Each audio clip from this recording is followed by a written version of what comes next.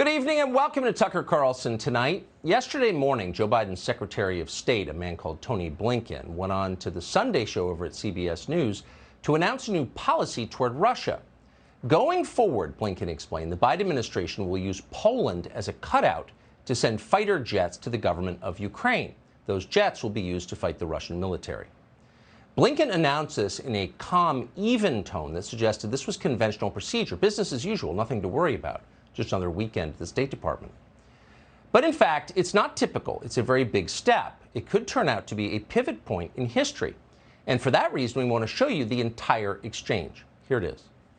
If, for instance, the Polish government, a NATO member, wants to send fighter jets, does that get a green light from the U.S., or are you afraid that that will escalate tension?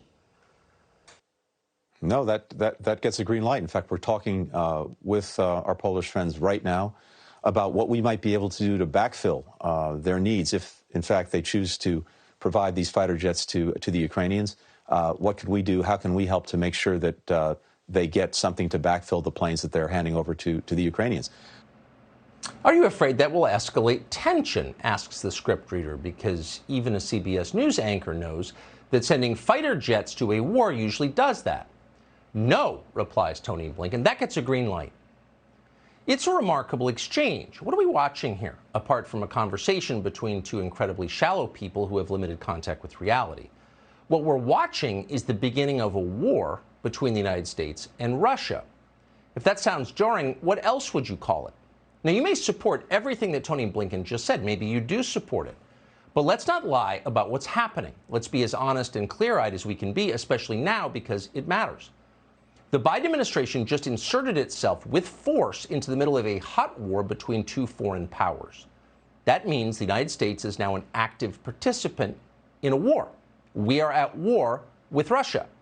Whether or not that war has been officially declared, whether or not Congress has authorized that war, all of that is irrelevant. That war is happening right now as we watch. Why is no one in Washington saying anything about this? Because they support it. They always have. Almost 5 years ago, way back in 2017, Congressman Eric Swalwell of California came on this show for another Russiagate debate, one of many. He came to let us know how Vladimir Putin had gotten Donald Trump elected president. It was all as stupid as you remember it, until the end of the interview, when Swalwell said something odd and interesting. Swalwell explained that because Putin had installed Donald Trump secretly in the White House, the United States should now, quote, do everything we can to expand NATO's role. In other words, we should let Ukraine join NATO. That's odd. Why would he say that? Why would a policy so seemingly obscure, NATO, Ukraine, what?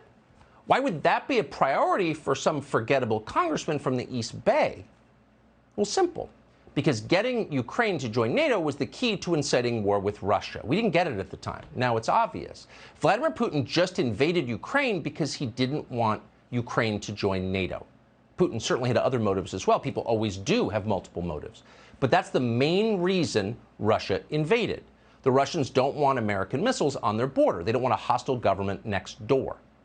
Now, that's true, whether you're allowed to say it in public right now or not. It has been true for a long time. A lot has been written about this over many years by serious people. No one who knows anything and is honest will tell you Putin invaded Ukraine simply because he is evil. Putin may be evil, he certainly seems to be, but he also had strategic motives in doing that. Whether or not you agree with those motives, that's irrelevant. Those are the facts. So with those facts in mind, the Biden administration's behavior in the days before the Ukraine invasion tells you a lot about what motivated them. With Russian troops massed by the thousands on the Ukrainian border, Joe Biden sent Kamala Harris, the least capable diplomat in Washington, to explain America's policy to European heads of state. At a public press event at the Munich Security Conference, Kamala Harris encouraged Ukraine to become a member of NATO. Quote, I appreciate and admire President Zelensky's desire to join NATO. Message? Up yours, Vladimir Putin. Go ahead and invade Ukraine. And of course, Vladimir Putin did that just days later. So the invasion was no surprise to the Biden administration. They knew that would happen. That was the point of the exercise. We watched all this happen. We missed it. How? Honestly, because it was insane. and therefore very hard to take seriously. Why in the world would the United States intentionally seek war with Russia? How could we possibly benefit from that war? We still don't know the answer to that question, but it is obvious that permanent Washington has been fixated on war with Russia for a very long time. A couple of years ago, you may remember, we'd forgotten, they impeached a sitting president. Why? For threatening to withhold military aid to President Zelensky of Ukraine. Failing to back a proxy war in Ukraine was the one thing Donald Trump was not allowed to do as president. Again, they impeached him for it. And no one said much about it, even in his own party, because of course they supported war with Russia too. Maybe even more than the Democrats did. As far back as 2016, Lindsey Graham of South Carolina, hysterical little Lindsey Graham, was jumping around acting out his war fantasies in front of foreign soldiers in Ukraine. If we saw this tape at the time, we don't remember seeing it. Back in 2016, Ukraine seemed like a faraway place. We should have paid more attention. Here it is. Your fight is our fight. Ваша боротьба – це наша боротьба. 2017 will be the year of offense. Рік 2017 рік буде ріком нападу. All of us will go back to Washington and we will push the case against Russia. Ми всі повернемося до Вашингтону і ми будемо відстоювати санкції проти Росії. Enough of a Russian aggression. Досить вже російської агресії. It is time for them to pay a heavier price. Your fight is our fight? That's a very strange thing for an American lawmaker to say to a foreign military. Why would the Ukrainian government's fight in 2016 possibly be our fight? On what grounds is it our fight? What does that even mean? We don't know. And yet now it is demonstrably true. Ukraine's fight is our fight. Ukraine's war is our war. It's here, but most Americans did not see that coming. Yet permanent Washington certainly did. Permanent Washington understood that the second Vladimir Putin's forces rolled across the border into Ukraine, we would inevitably be on a course toward war with Russia. They knew. Here's the president of the August Council on Foreign Relations on the day of the invasion. We need now a response of necessity to his war of choice. And there's got to be to raise the economic costs at home, to raise the military costs on the ground. I hate to be so blunt, but the most vulnerable thing that Putin's vulnerable to is dead Russian soldiers. So we have to make sure Ukraine has the means to resist. Dead Russian soldiers. At the time, that seemed a little bellicose right out of the gate. It had just happened. Maybe there's some way to de-escalate this. The invasion's terrible, but isn't America's role as steward of the West to make things better? Wouldn't a prompt Russian withdrawal from Ukraine be the wisest course for everyone, including and especially the Ukrainians, on whose behalf we claim to speak, but whose country would be leveled by a protracted war? You would think so, but that's not what anyone in Washington wanted. They wanted a war, and now they have one. So where's this going? That's the question for the rest of us who had no role in making these decisions. Well, it's worrisome. You should keep in mind that the U.S. government is currently run by the same people who planned the Afghanistan withdrawal, the ones who tanked the U.S. dollar, the people who run Baltimore, the ones who tried to send crack pipes to junkies. These are people with a long history of destroying things and no history at all of building anything. So a lot could go wrong. They tell us that Vladimir Putin is unbalanced. We'll take that at face value. We know that Putin has thousands of nuclear weapons. Putin has said that if he is pushed, he will use nuclear weapons. Could be wise to believe him. Harry Kazianis does believe him. Kazianis is a foreign policy analyst in Washington. Like a lot of people in his business, he regularly participates in government-sponsored war games. These are designed to map out what would happen if various countries fell into conflict with one another. A couple of years ago, not long ago at all, Kazianis participated in a war game predicated on a war with Russia.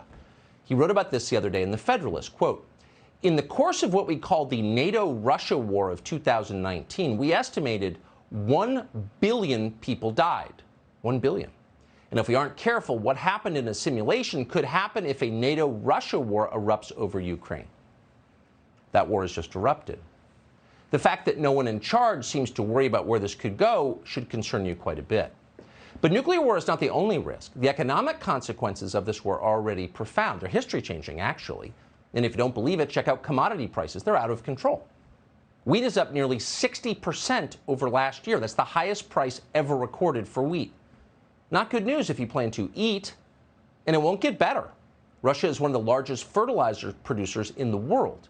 So, for example, a ton of urea fertilizer that cost American farmers $265 per ton last January now goes for $846 this year. And thanks to sanctions, that number will get much higher. No one who farms has ever seen anything like this.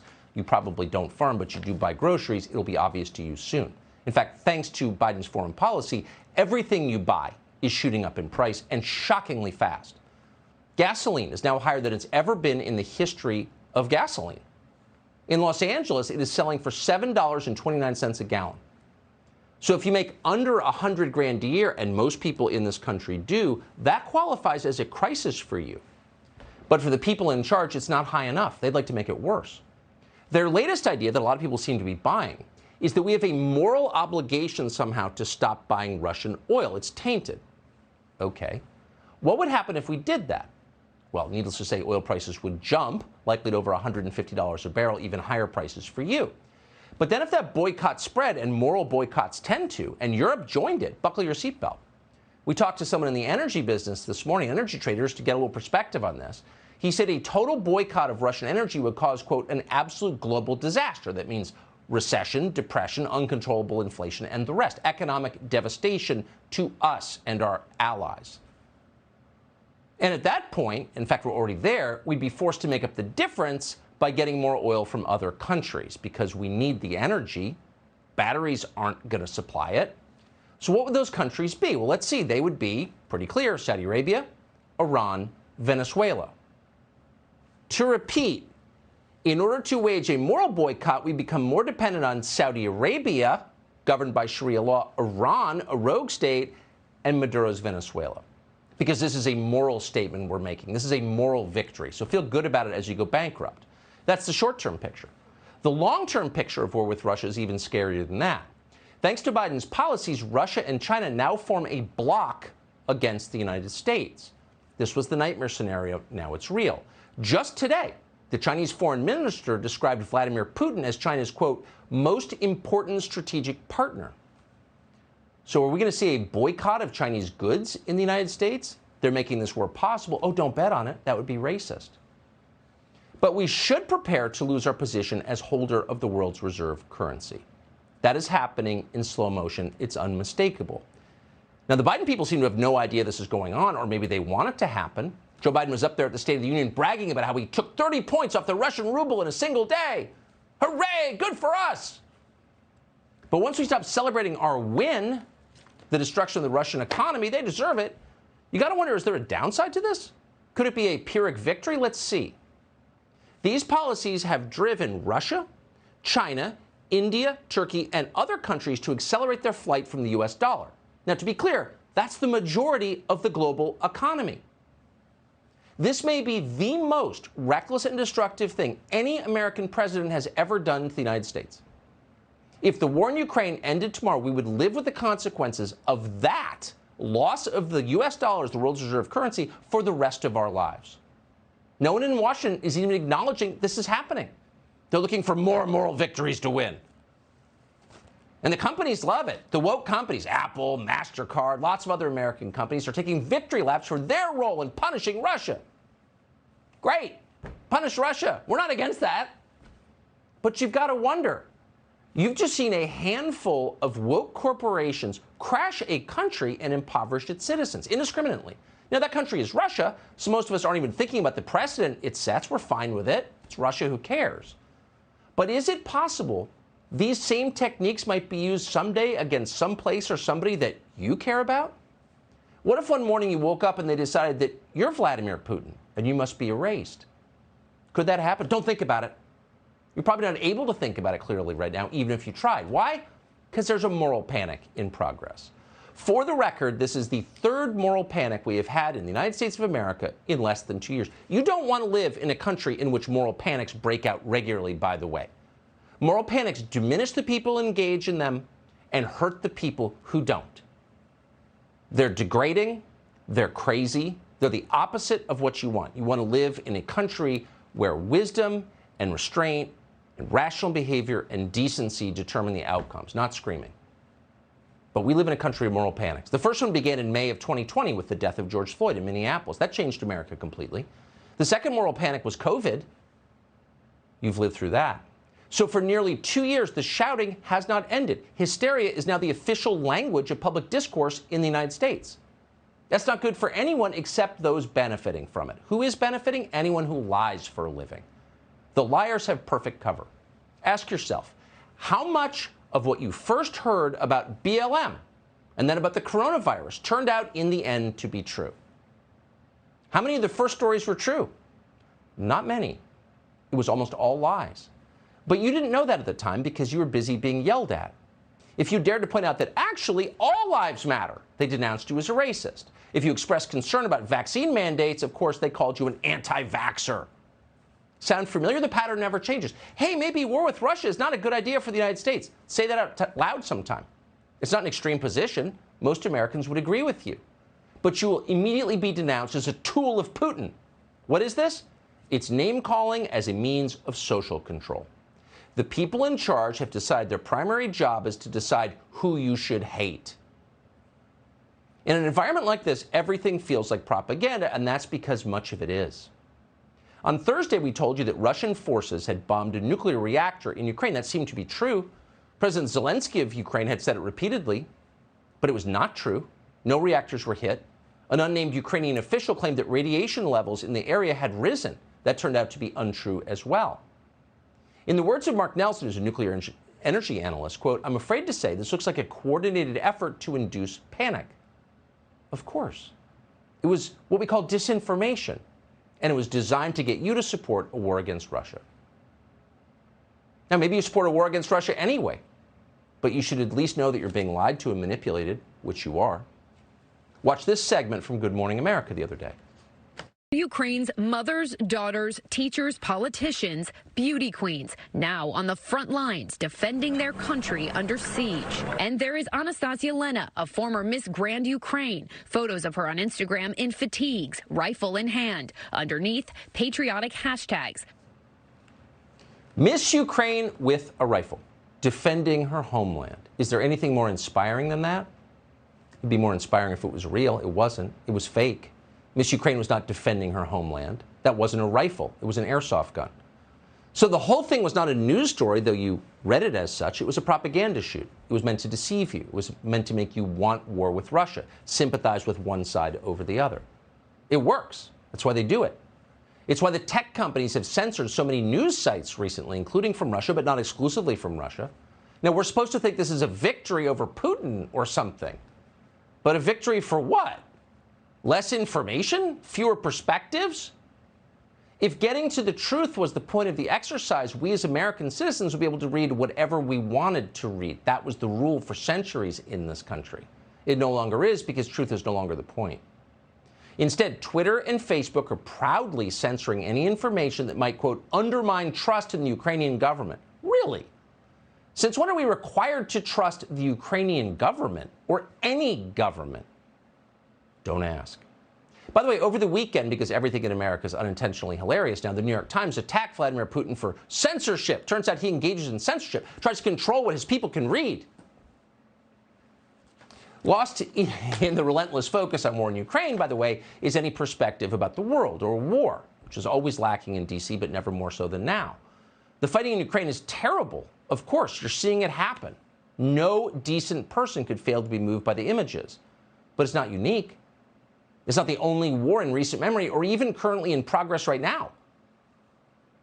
Many thousands died in the 2020 Nagorno-Karabakh war. That was between Azerbaijan and Armenia. Ever heard of it?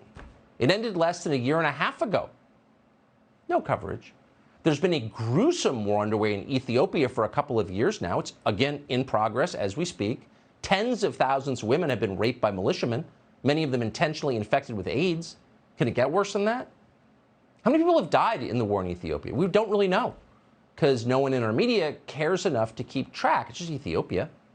We do know that hundreds of thousands of people, mostly civilians, have died in the war in Yemen. It's a war the Biden administration has continued to fund. It doesn't get a lot of attention. It's just Yemen. Who cares? All human life is equal. All of us are equal in the eyes of God. The death of someone in Ukraine is exactly equivalent to the death of someone in Yemen in its importance, period. But hardest of all to ignore though our media have pulled it off and ignored it, is the civil war that's underway 100 yards from El Paso, Texas right now. The Mexican drug war. That's what we call it. It's likely killed more than 100,000 people. In 2019 alone, close to 10,000 Mexican citizens just disappeared, most of them young men. More journalists are murdered in Mexico every year than in any other country in the world. You're seeing pictures on your screen right now of that war. They're horrifying. We're keeping the bad ones off the screen. Trust us. They're awful. But it's not a crisis.